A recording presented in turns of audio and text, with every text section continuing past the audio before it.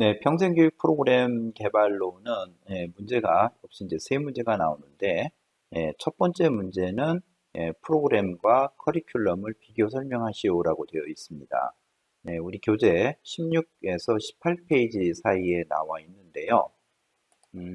지금 여기가 16페이지가 되죠. 그래서 프로그램과 커리큘럼의 이제 비교 설명을 하려면 처음에 나와야 될 내용이 이제 프로그램의 의미가 뭔지 이제 정의가 이제 나와야 되고요. 설명이 나와야 되고, 그 다음에 이제 커리큘럼에 대한 정의를 설명을 해 주셔야 돼요. 그래서 답안을 쓰실 때, 프로그램은 무엇이고, 커리큘럼은 무엇인지 정확하게 그 개념 또는 정의를 좀 써주셔야 되고요. 그 다음에 또 나와야 되는 것이 문제가 비교를 하는 것이 나왔죠. 그래서 비교는 여기 지금 표 1-1에 이렇게 나와 있는데요. 대부분 이제 점수가 마이너스가 되는 감점이 되는 경우가 어떤 경우가 있냐면은 이 표를 그대로 갖다 써요.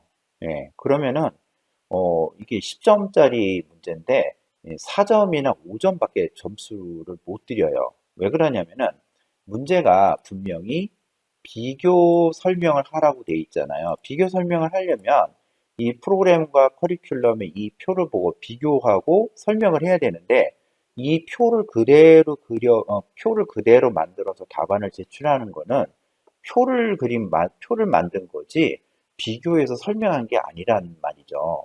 그래서 이거를 점수를 받으시려면 어떻게 해야 되냐면 말 그대로 비교 설명을 하셔야 돼요. 자, 이렇게 쓰는 겁니다. 프로그램과 커리큘럼을 비교하여 설명하면 다음과 같다. 첫째, 주요 관심에서 프로그램은 개인적 문제와 요구가 있고 커리큘럼은 교과목 위주이다. 둘째, 프로그램은 비학점화이고 커리큘럼은 학점화가 된다. 셋째, 설계자 입장에서 보면 프로그램은 학습자와 평생교육사이고 커리큘럼은 선정된 전문가, 자문위원이 있다. 이런 식으로 첫째, 둘째, 셋째, 넷째, 다섯째, 여섯째 이렇게 각 구분 요 항목 있죠? 요 항목 얘기를 하고 그다음에 프로그램은 어떻고 커리큘럼은 어떻고 이런 형태로 써 주셔야지 비교 설명이 되는 거예요. 이 표를 그대로 써서 놓는 거는 점수가 많이 감점이 되는 겁니다. 자, 그리고 어떤 분들은 이걸 쓰시는 분들이 있어요. 프로그램의 특징을 써놓는데, 뭐, 커리큘럼과 다른 프로그램의 특징은 세 가지 측면을 나눠서 살필 수 있다. 이걸 쓰시는데, 이거는 필요가 없는 거죠. 비교 설명할 부분은 이 부분이 되는 거기 때문에, 요 표 1-1을 잘, 설명을 잘 해서 써주셔야 될 것 같습니다. 자, 두 번째 문제 보겠습니다. 평생교육에 참여하는 데 장애 요인을 설명하시오. 네, 요거는 32에서 34페이지 우리 교재 내용을 좀 봐주셔야 되는데요. 자, 여기 32페이지 보면은 참여 장애 요인이라고 나와 있어요. 그래서 여기 그 참여 장애 요인은 하고 이게 정의가 나와 있죠. 그래서 요 부분에 대한 그 답지를 작성하는 데 있어서 이 참여 장애 요인이라고 하는 요 부분에 대한 언급이 좀 필요하겠고요. 그리고 여기 보면은 첫째, 둘째, 셋째, 넷째 내용이 있어요. 그래서 여기 상황적 장애 요인, 그 다음에 개인 성향 장애 요인, 그 다음에 기관 장애 요인, 정보 장애 요인이 있죠. 그래서 요 내용을 좀 언급을 해주시면 좋겠습니다. 근데 여기 뒤에 영어가 있는데 영어는 안 쓰셔도 괜찮아요. 그래서 영어는 굳이 쓰지 않으셔도 되는데 자, 뒤로 넘어가 보면 여기 프로그램 참여 장애 요인이라고 되어 있는데 요 내용이 지금 여기 나와 있는 이 내용, 여기 첫째, 둘째, 셋째, 넷째 내용이 여기에 들어가 있잖아요. 그래서 여기 보면은 요 내용이 실제 사례를 들어서 이제 설명을 해 놓은 부분인데 요 표에 있는 요 내용하고 그 다음에 여기에 있는 요 내용하고 두 개를 좀 섞어서 두 개를 합쳐서 설명을 해 주시면 좀 더 좋을 것 같아요. 여기 그 위에 첫째, 둘째, 셋째 내용에 없는 부분을 여기에 이 표에 있는 이 내용을 이 나와 있는 요 첫째, 둘째, 셋째, 넷째하고 같이 섞어서 이렇게 설명을 해 주시면은 예, 좀 좋지 않을까 그렇게 생각이 됩니다. 그리고 어떤 분은 이 밑에 있는 내용을